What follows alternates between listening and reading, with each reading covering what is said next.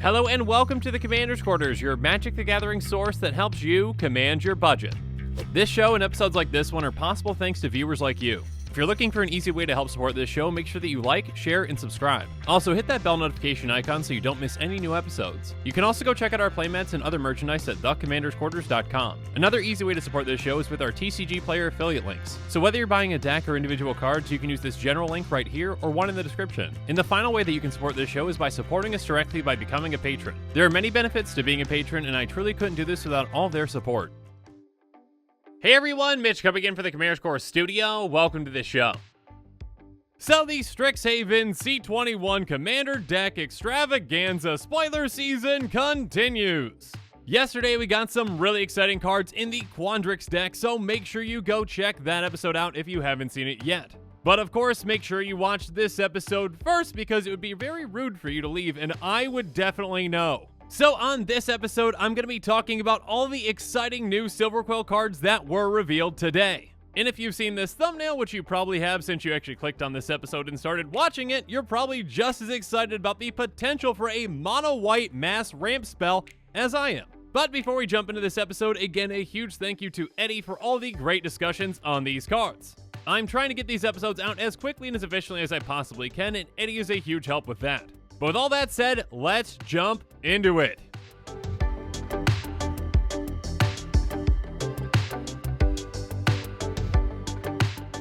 So the first card that we're going to be talking about is Adjusted Balance. This is a sorcery for 3 and a white, and it says choose an opponent with the greatest number of lands in play. Each other player counts the number of lands they control, then searches their library for a number of basic lands equal to the difference and puts those cards onto the battlefield tapped. Then each player who searched this way shuffles their library. So this is mass ramp in oh, wait, sorry. 1 second. Actually, sorry, I got a little confused. This is actually a custom card that I made back in August for my Hey Wizards, I Fix Mono White episode. Well, this is a little awkward. I'm sorry. Again, I try to make these episodes as quickly and as efficiently as I possibly can, and some mistakes do happen. Okay, I think I fixed it now. All right, here we go. Scholarship Sponsor. Scholarship Sponsor is a 3/3 human advisor that costs 3 and a white. When Scholarship Sponsor enters the battlefield, each player who controls fewer lands than the player who controls the most lands searches their library for a number of basic land cards less than or equal to the difference, puts those cards onto the battlefield tapped, then shuffles. Okay, yeah, I had a little joke at the beginning of this episode because this is basically the same card. I mean, I even got the mana cost right. Now, I'm sure this card is worded in a much better and more easy to understand way, and this is also on a creature, but come on, give me a little credit, okay? All jokes aside, this is mass land ramp in mono white. Green players, look out because Scholarship Sponsor is coming for you. In my opinion, this card is basically an immediate staple in mono white in pretty much any deck that doesn't have green. Let's just take a look at this scenario that I'm sure you've seen before. The green player at the table gets way ahead of everyone on lands by ramping and then ramping and then ramping again. Now everyone else is ramping as well, but less efficiently most likely, and also with mana rocks instead of lands. You cast Scholarship Sponsor, and now everyone is ahead of the green player because everyone has the same number of lands as them, and also has mana rocks on top of that. So this is a way to punish green players without blowing up lands, which is a big commander no-no. Now my version was on a sorcery, but this one comes on a creature, which is a lot more abusable. Let's say green player says, okay, everyone caught up, I'm just going to get further ahead by playing more and more ramp spells. White has access to an absurd amount of blink effects and recur effects. So you can get that ETB multiple times in a game. Now again, every single time you do this, this doesn't put you ahead on lands over any other player. In fact, it brings everyone to the exact same amount. I guess that is assuming that everyone's got the number of basic lands in their deck that they need. So this also punishes players that play too many non-basics, which is also pretty funny. But in a deck like Mono White, you're just going to be happy not to be so far behind everyone else when it comes to ramp. And again, in a lot of scenarios with a couple of mana rocks in play, you're actually going to be ahead of others. This is one of the cards that Mono White has been waiting for such a long time. Just being at parity with lands is a huge deal. In my opinion, this card is going to see an absurd amount of play. And at the end of the year, it very well might be the most played card out of all of C21. Now, as exciting as Scholarship Sponsor is, There are 14 more cards, so let's move on. Next up, we've got Tempting Contract, which I also can see seeing a ton of play. It's an artifact for 4, and it says at the beginning of your upkeep, each opponent may create a treasure token. For each opponent who does, you create a treasure token. This is essentially a repeatable tempting offer effect. There are going to be a lot of times during a game where an opponent's going to be thinking, yeah, I could really use an extra mana right now or on my next turn. Yeah, that would probably help me out a lot. So they're going to take a treasure. And when one opponent does that, another's going to do it. And then another. They don't want that opponent to just get a benefit and they not get one. And when they do that, you get a ton of treasures. Now, obviously, politics are probably going to come into play when using this card. Oh, I'm not that big of a threat and extra treasure is not going to help me out too much. You're going to be giving others mana, but you're getting the biggest benefit out of this. So as long as you don't seem all that threatening, they're probably going to be taking more treasures. If at a certain point you're dominating in the game, though, they're probably going to stop taking those treasures. So I can see this card doing a good amount of work for the right deck. It can provide you a lot of temporary ramp, or in some cases like Galazeth Prismari, permanent ramp. Though in that case, your opponents might not be willing to make that deal since their ramp is only temporary. But I really like this kind of tempting offer, repeatable, wheel and deal type effect. Again, it's the type of effect that when you put it down, it might not seem all that threatening, but it can really cascade and get out of control. Again, on your next upkeep, the first opponent might say, no, I'm good, I won't take that treasure, and then the next one does, and the one after that does, and then that first opponent's like, hey, okay, fine, if you two are gonna take it, next time I'm taking a treasure. So everybody wins. You just win the most since you get 3 treasures to their 1. But next up, let's move on to another new and exciting card with Cunning Rhetoric. It's an enchantment for 2 and a black, and it says, whenever an opponent attacks you and or one or more planeswalkers you control, exile the top card of that player's library. You may play that card for as long as it remains exiled, and you may spend mana as though it were mana of any color to cast it. This seems pretty fantastic. This is like attack deterrence, or at least attack insurance, with card advantage from your opponent's deck. So first off, yes, this can deter attacks pretty effectively. Keep in mind that this says play. So if you get one of your opponent's lands, you can play it. And because you can spend mana as though it were mana of any color to cast the spells, you never whiff. You're always getting a card that you can potentially use. Now, depending on the decks that you're actually playing against, the attack deterrence is going to be variable. For example, maybe a deck that's got very specific cards that only work for that deck, like a Ruxa deck with all vanilla creatures, that's not going to be that much of a deterrence. Sure, I'll attack you and you can get a vanilla creature off the top of my library that you can cast if you feel like it for whatever reason. But if you're playing against a deck that's got a lot of high value cards or some haymakers, yeah, they might not want to attack you and give you one of those. So of course there are going to be times when you actually want your opponents to attack you. So this benefits you in both ways, both in deterring attacks and rewarding you when you are attacked. Yeah, I really like the design of this card. It's very unique and can be very effective. A quick question for you judges out there though. Let's say I've got a few cards exiled with this. If it gets destroyed, do I still have access to those cards or no? So if you know the answer, please let me know in the comments below. Thank you. Anyways, next up, let's move on to Author of Shadows. Author of Shadows is a 3/3 Shade Warlock that costs 4 and a black. When it enters the battlefield, exile all cards from all opponents' graveyards. Choose a non-land card exiled this way. You may cast that card for as long as it remains exiled, and you may spend mana as though it were mana of any color to cast that spell. So, same question to you judges on this one. And thank you again. But yeah, this is a mass graveyard exile that only exiles from opponents' graveyards, which is fantastic. So first off, you can hose your opponent's graveyard strategies. Maybe someone's got a reanimator deck and now they don't have anything to reanimate.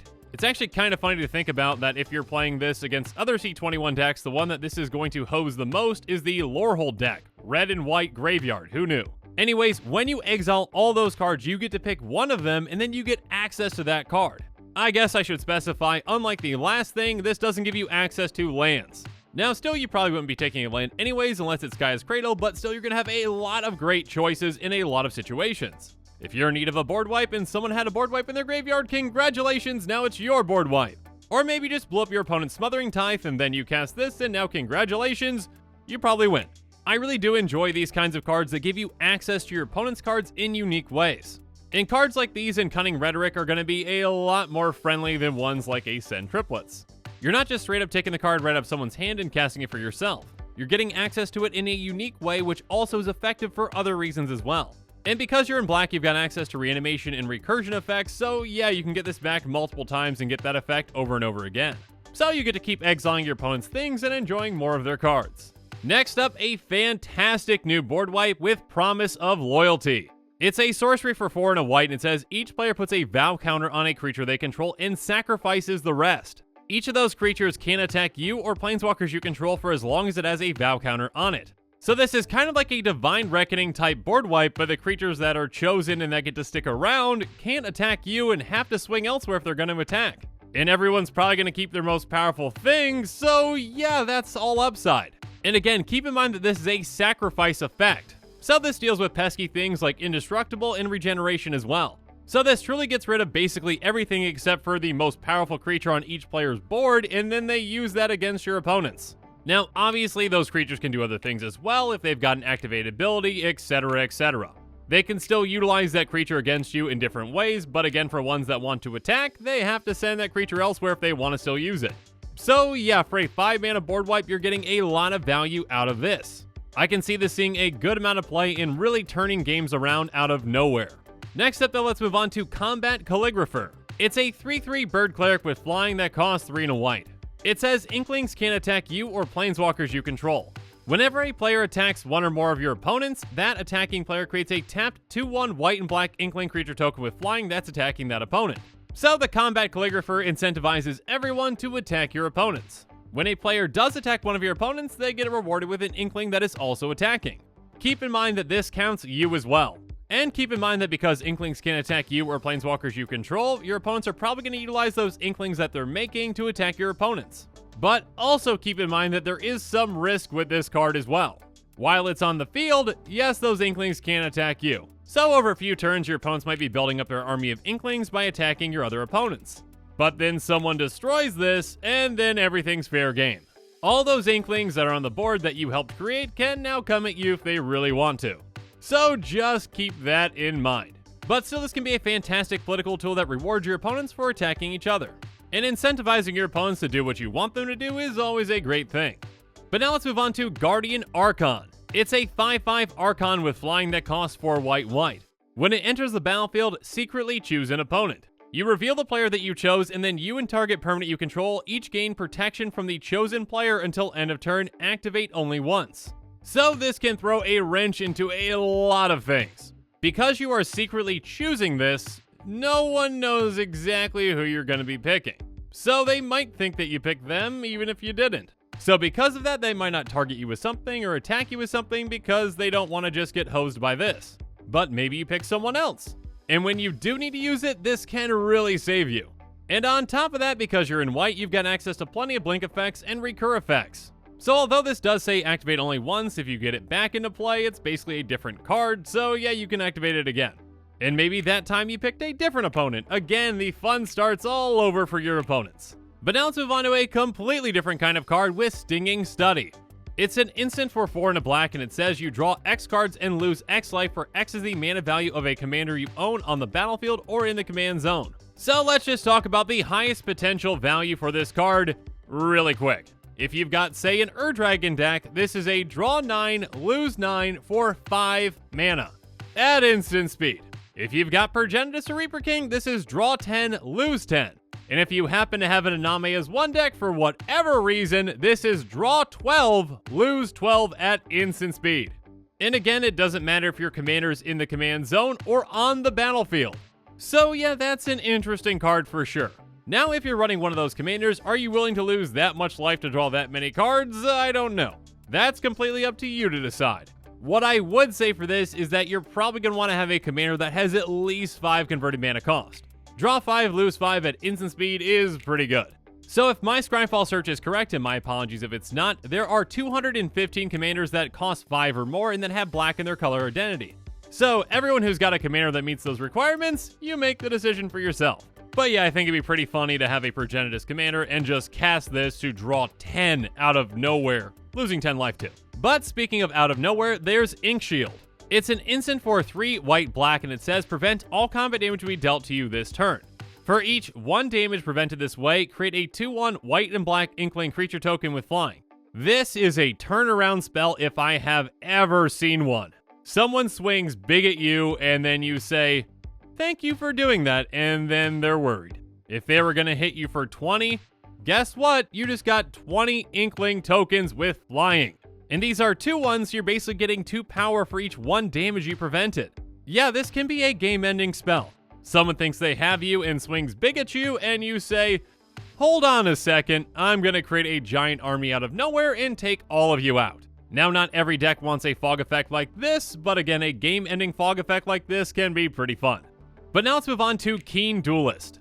Keen Duelist is a 2/2 human wizard for 1 and a black, and it has at the beginning of your upkeep, you and target opponent each reveal the top card of your library. You each lose life equal to the mana cost of the card revealed by the other player. You each put the card you revealed into your hand. So this is kind of like a double bob, reverse bob in a way.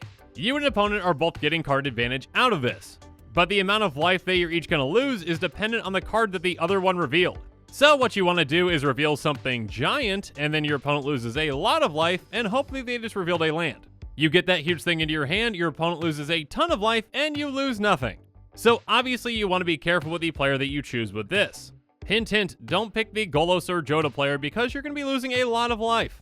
But in your own deck, you're probably going to have some haymakers as well that cost a lot of mana, so you can drain your opponents out with this. But now let's move on to another new card with Bold Plagiarist. It's a 2/2 vampire rogue with flash that costs 3 and a black. It says whenever an opponent puts 1 or more counters on a creature they control, they put the same number and kind of counters on Bold Plagiarist. So if your friend's got a +1/+1 counters deck that annoys you, have fun with this. This thing can get massive in absolutely no time. Also keep in mind that things like keyword counters can benefit this as well. But keep in mind that you're not always going to want the type of counter put on this. For example, if your opponent's got a deck built around -1/-1 counters or persist creatures, this is going to die pretty quickly. Because when a -1/-1 counter gets put on their own creature, it also gets put on this. So yeah, just keep that in mind. But next up, let's move on to Incarnation Technique. It's a sorcery for 4 and a black and it has Demonstrate, so when you cast a spell, you may copy it if you do choose an opponent to also copy it. Mill 5 cards, then return a creature card from your graveyard to the battlefield. Basically, hey, I'm gonna mill 10, get 2 creatures back, and who wants to do me a favor so they can mill 5 and get 1 back? So obviously you gotta be careful with how you politic with this or who you choose. But 5 mana to essentially reanimate 2 potentially huge creatures can be big. And yeah, milling 10 in decks that want to self-mill can be a big effect as well. Again, just be careful with how you play and politic with this card though. But finally, let me give you my quick thoughts on the new commanders from this deck. Felissa, Fang of Silverquill is a 3/2 vampire wizard with flying and mentor that costs 2 white/black. It says whenever a non-token creature you control dies, if it had counters on it, create X tap 2/1 white and black inkling creature tokens with flying where X is the number of counters it had on it. Now, mentor does help with that, but obviously you're going to need a lot of other +1/+1 counter synergies. If you've got something like, say, Cathar's Crusade in play, that can really help you out. You want to build up a ton of counters, maybe sacrifice that creature, and make a ton of Inklings out of nowhere. But next up, let's move on to Nils, Discipline Enforcer. Nils is a 2/2 human cleric for 2 and a white. It says at the beginning of your end step, for each player put a +1/+1 counter on up to 1 target creature that player controls. Each creature with 1 or more counters on it can attack you or planeswalkers you control unless its controller pays X, where X is the number of counters on that creature. So this is a counters deck, but in a different way. You're incentivized to get more and more counters on your opponent's creatures. Now, doing this with +1/+1 counters can be effective. You make your opponent's creatures bigger, and they have to swing elsewhere if they want to swing, or they've got to pay a lot to actually swing. But keep in mind that after this is gone, your opponents don't have to pay that anymore, and they can swing at you with their buffed creatures that you buffed yourself. And finally, there's Loki. Fane the Broker. Fane is a 3/3 human warlock for 2 and a black. It has tap, sacrifice a creature, put 2 +1/+1 counters on target creature. Tap, remove a counter from a creature you control, create a treasure token. Tap, sacrifice an artifact, create a 2/1 white and black inkling creature token with flying. And pay 3 and a black, untap Fane the Broker. So the card that this actually reminds me of the most is Trading Post. You've got a ton of options, but unlike Trading Post, you can actually pay to untap this. So if you've got infinite mana, congratulations! Other than that, I'm not sure exactly how powerful this one is. I mean, maybe if you've got Undying or Persist creatures, you can get those counters off and actually make treasures. Yeah, let's go with that. I'm sure there are plenty of other ways to build around this, though, so let me know in the comments below. But with that, let's wrap things up, and it's time for me to give you my final thoughts. Mono white mass ramp with scholarship sponsor! But yeah, other than that, there are a lot of fantastic political cards in this deck. There's a lot of new and unique concepts that I'm sure a lot of players are going to enjoy. But yeah, scholarship sponsor because now everyone gets to catch up to the green player. And by catch up, I mean get ahead because you probably also have mana rocks in play. So the green player finally got what they deserved. Until they put a mana doubler in play. And then a mana tripler. And with that, the show is coming to a close, so it's my turn to hear from you. So in the comments below, let me know what your thoughts on this episode are, and as always, thanks again and have a good one.